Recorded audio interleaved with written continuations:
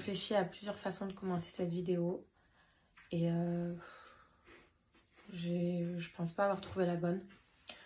Donc, je vais tout simplement vous raconter mon histoire, notre histoire, les faits, comme ils se sont déroulés. Mais d'abord, je voudrais commencer par nier et contredire les rumeurs les plus folles que j'ai entendues parce que ça me bouffe en fait.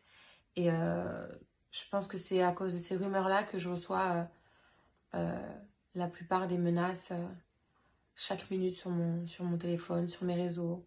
Des menaces envers ma fille. Enfin, vous connaissez.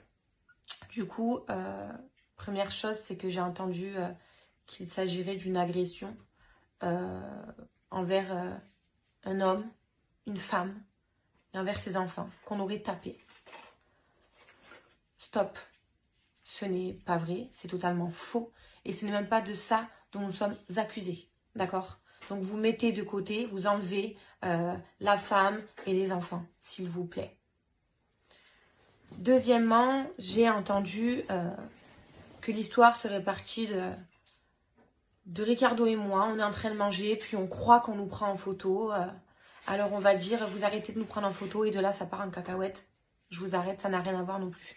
Donc l'histoire n'a absolument pas démarré ni de moi ni de Ricardo. Nous étions à part. L'altercation a commencé sans nous. Voilà. Ça, c'est les points que je voulais éclaircir avec vous. Donc, pour reprendre les faits, voilà, ça faisait 3 jours que vous le savez, on était à La Réunion, dans un hôtel. Tout le monde savait l'hôtel où on était. Pendant ces 3 jours, on a croisé des fans, on a croisé des Réunionnais adorables, on a pris des photos de bon cœur. On a été ultra gentils, à la hauteur de l'accueil qu'on a reçu des Réunionnais, qui ont été ultra sympas. Et heureusement, ça me fait garder un bon souvenir des Réunionnais, de l'île de la Réunion malgré tout. Ensuite,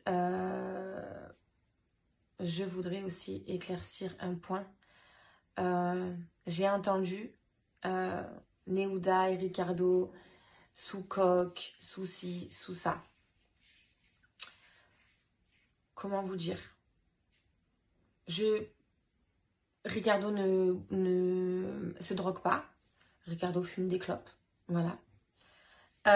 Moi, ma famille sait, les gens qui m'ont connue savent que je ne bois pas d'alcool. Je ne fume plus de cigarettes depuis 1 an et demi. Je ne fume pas de joint. Je ne me drogue pas. Je ne fais rien. Je ne bois même pas d'alcool, même pour mon anniversaire. Tout le monde le sait. Tout le monde sait que Néouda, elle ne fume pas, elle ne boit pas. Par contre, j'ai vu que y a des personnes sur des plateaux télé qui se sont permis de dire certaines choses. Sachez que j'ai pris un avocat et que toutes ces diffamations ont été actées et les plaintes vont être déposées. Parce que je ne laisserai pas les gens me salir. Ensuite, avant aussi de continuer l'histoire, je voulais vous expliquer pourquoi j'ai décidé de parler face à mon téléphone sans personne autour plutôt que d'aller sur un plateau ou d'aller dans les médias. C'est que une fois de plus, les médias, les plateaux télé ne nous ont laissé aucune chance et n'ont absolument pas respecté la présomption d'innocence. Alors je me voyais mal aller sur un plateau et me sentir à l'aise face à ces mêmes personnes qui nous ont enfoncés dès le début et qui nous ont laissé aucune chance. C'est vrai que Ricardo et moi, on est les coupables idéaux. Je vais sûrement pas vous contredire. Mais c'est pas pour autant que nous sommes coupables. J'ai une mauvaise expérience en France avec la télé, etc. J'ai une mauvaise réputation. Mais putain, je vais vous prouver qu'on n'est pas des monstres. Et nous ne sommes pas des monstres. Absolument pas. Alors, pour continuer l'histoire. Donc, ça faisait 3 jours qu'on était à La Réunion. Tout s'est super bien passé. Dimanche midi, on s'est réunis pour aller manger comme à notre habitude. Il y a une grande terrasse. Et une petite extrémité de la terrasse est séparée par une baie vitrée qui est fumée, donc on ne peut pas voir à travers. Ricardo, mon papa, Laïa et moi, on a l'habitude de se mettre ici, comme ça on est à l'écart, personne ne nous voit, et comme ça on n'est absolument pas stressé de savoir qui pourrait prendre ma fille en photo ou non. Voilà. On a amené notre fille, c'est à nous de la protéger, et c'est à nous de faire en sorte de s'éloigner un petit peu des foules et des téléphones, ce qui est normal. Et ce jour-là, on n'a eu aucun souci par rapport à ça. Johanna, la nounou, qui s'occupe uniquement des candidats des anges et qui ne s'occupe absolument pas de ma fille, ça a été dit, mais c'est absolument faux. C'est une personne qui travaille avec la production. Elle était en train de manger avec 3 candidats. À la fin de leur repas, je suppose, elle vient me voir et elle me dit, écoute, Nouda, Rika, moi je vais monter en haut, je vais raccompagner les garçons et ensuite je vais descendre vous voir. Donc on attend notre repas, on n'avait pas encore commencé à manger, on attend notre repas. Et puis là, je dirais un laps de temps de quelques minutes, j'entends, parce que je ne vois pas ce qui se passe dans l'autre partie de la terrasse, des applaudissements et 2 voix d'hommes en train de crier. Mon papa, ma fille et Ricardo ne bougent pas. Et moi, je décide juste de me lever, parce que je me dis quand même c'est bizarre, et d'aller voir. Et là, je vois Johanna, donc qui doit faire entre 1m60 et 1m65, ma petite Johanna, je l'aime trop en plus, qui se fait agresser d'une agressivité au départ sans violence, mais agressivité quand même, qui se fait agresser et elle ne pouvait même pas répondre puisqu'elle ne pouvait tout simplement pas en placer une. Donc j'entendais mais de toute façon t'es moche, qu'est-ce que tu veux, qu'est-ce que tu viens me prendre la tête, tu crois que je suis qui, tu sais pas qui je suis ici, cassez-vous, on vous veut pas ici, nanani nanana. On vous veut pas ici, nanani nanana. Tu t'adresses pas juste à Johanna là t'es en train de parler t'es en train de parler des anges en fait, tout simplement. Et moi ce qui me choque c'est le fait qu'elle est assez petite, c'est une femme et il y a 2 hommes qui sont en train de crier dessus, en train de la rabaisser plus les applaudissements. Donc je me permets d'y aller et de me dire mais stop, arrêtez de lui crier dessus, en fait ça va pas de crier comme ça sur une femme, c'est pas possible, on parle pas comme ça à une femme en fait. Et à mon tour, je me fais allumer et ça repart de plus belle. Mais vous croyez où? Mais on s'en fout de vous, etc. Qu'est-ce on s'en fout de vos photos? Moi pour le coup, je savais pas que ça parlait de photos parce que j'étais pas là au début, donc je savais même pas pourquoi l'altercation avait commencé. De là, un groupe de filles pendant l'altercation. Ricardo était toujours avec ma fille à table, il n'était absolument pas là, il y a juste mon papa qui s'est levé, parce que mon père, forcément, c'est la première personne qui a envie de me protéger. Donc il est venu juste parce qu'il a vu que je suis partie, il a dit je ne vais pas la laisser partir seule. Donc de là, les hommes qui crient. Moi, sur le côté, une table de filles m'appelle, me dit Néouda, je dis oui. Elle me dit écoute, elle me dit la fille, elle est venue nous voir, elle nous a prévenus pour les photos, etc. Je suis désolée, mais nous, on n'est pas des sauvages en fait. Si on a envie de prendre une photo, on va vous demander gentiment, on va pas venir vous la voler, on va pas venir la voler, donc je vois pas pourquoi elle vient nous voir, etc. Donc en gros, je comprends que ils auraient mal pris que la nounou est allée les voir en leur disant écoutez, faites attention pour les photos, s'il vous plaît, les diffusez pas, etc. Faut pas les diffuser si vous en prenez. En gros, c'est une histoire qui est partie d'eux, ils ont mal pris que la nounou vienne leur dire faites attention pour les photos, etc. Et de là, je leur explique, je leur dis écoute, elle fait son travail, elle est venue vous voir, c'est pas personnel, elle fait son travail, donc elle est juste venue, un peu prévenir tout le monde qu'il fallait faire attention, c'est tout, sans aucune méchanceté.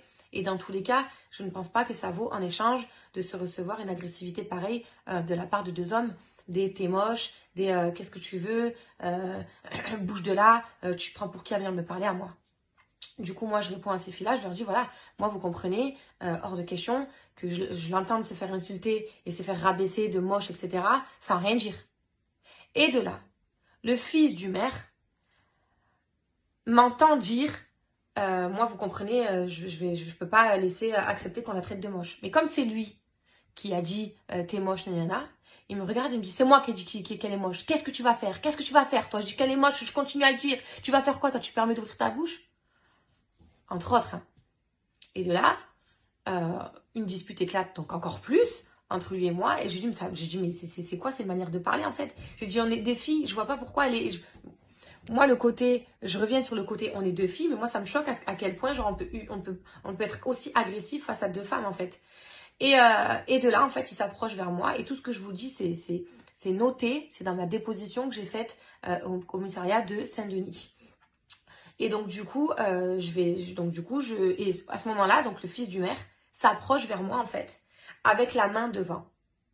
C'est allé très très vite. C'est-à-dire que dans ma déposition, j'ai expliqué, Je vais pas mentir, je peux pas vous dire qu'il allait pour me frapper, je peux pas vous dire qu'il allait pour me gifler, pour m'étrangler, je ne sais pas. Maintenant, il est allé vers moi en criant et en ayant la main en avant. En ayant la main en avant. Ça, dans la loi, c'est une agression. Tout comme moi qui crie sur quelqu'un dans l'optique d'être méchant, c'est une agression aussi. Donc de là, Ricardo qui n'avait pas bougé jusqu'à présent, je vous l'assure, et les témoins le disent et peuvent vous le dire, et je reçois des centaines de milliers de messages et je vous les montrerai. Ricardo n'avait pas bougé jusqu'à ce moment-là où il voit le fils du maire s'approcher vers moi violemment et agressivement et il vient pour le stopper. Il le repousse. Il y a une différence entre pousser et repousser. D'accord? Pousser, c'est violent. Repousser, c'est de la protection. Donc Ricardo le repousse. À partir de ce moment-là, ils se sont, le maire, le fils du maire, le gendre, la mère, se sont rués. Ils ont littéralement sauté sur Ricardo, c'est-à-dire qu'ils l'ont englouti. Je ne le voyais plus. De là, j'ai paniqué. J'ai hurlé. Ma fille était témoin. Elle a vu son père. Et elle criait « Arrêtez, arrêtez !» avec sa petite voix. Voilà. Ensuite, mon père, qui a 65 ans, est rentré dedans pour essayer de... Moi, j'avais envie, mais putain, c'était violent, en fait. Donc, j'avais envie de rentrer, mais je pouvais pas, j'y arrivais pas, en fait. Mon père, lui, qui a 65 ans, il a essayé de sortir Ricardo. Il a fini par réussir avec de l'aide. Donc ensuite, certaines personnes me diront, oui, mais on voit ça, ça. Alors, dans les vidéos, à un moment donné, évidemment, vous apercevez Ricardo bouger. Il n'est pas resté comme ça, en fait. Il a tout fait pour se défendre face à 5 personnes. L'agression vient du fils du maire. Étonnamment, le fils du maire, on en a entendu parler que depuis hier. Nous, à la première heure où on a été entendu par la police, on a directement parlé du fils du maire. Et le pire pour nous dans tout ça, c'est ce qui s'est passé après. Donc, nous sommes allés au commissariat, il y avait la garde à vue. Puis pendant ce temps-là, il y avait une campagne de haine qui nous visait. Tout ça à l'initiative du maire, qui a raconté un tas de mensonges que tous les réunionnais, enfin, qu'une partie des réunionnais ont cru. Et les réactions étaient assez violentes envers nous. Une partie des Français aussi ont cru à cette histoire, donc nous ont tout simplement détesté. Donc on reçoit des menaces, des insultes, alors que tout ça, ça vient d'un mensonge. Alors j'ai pas envie de m'apitoyer sur mon sort, j'ai pas envie de faire la victime, mais imaginez-vous 30 secondes, imaginez-vous 30 petites secondes que nous sommes vraiment innocents. Mettez-vous à notre place et imaginez-vous comme c'est dur d'encore une fois porter la casquette du monstre. Voilà. Alors que les monstres, c'est pas nous. Ma fille a tout vu. Ma fille est victime. Enfin, tout ça, ça va être réglé. Ça va être réglé en justice. Mais tout ça, ça laisse des traces. Parce qu'encore une fois, on a mis du temps, Ricardo et moi, à se protéger. On a pris le recul qu'il fallait. Ça faisait 4 ans qu'on ne se montrait plus. Et là, c'est reparti. On est heureux dans les histoires sombres, etc. Alors qu'on n'a rien demandé. Maintenant, je voulais quand même aussi remercier toutes les personnes qui nous ont soutenus. Je voulais aussi remercier Valentin, Wassim, tous les comptes télé qui nous ont soutenus, qui ont mené des investigations, qui ont payé en plus. Donc, merci beaucoup. Et voilà, il était important pour moi de rétablir la vérité. J'aimerais que vous me croyiez. J'aimerais avoir votre soutien pour une fois. J'aimerais juste de la solidarité parce que je vous jure qu'on n'y est pour rien. Et ne croyez pas tout ce qui se dit. La vérité est en train de sortir. Et les personnes coupables seront condamnées. J'y crois et on fera tout pour. En tout cas, on est soutenus, on est aidés, on est accompagnés. Et on est ensemble, on se soutient. C'était important pour moi de rétablir ma vérité et la seule vérité.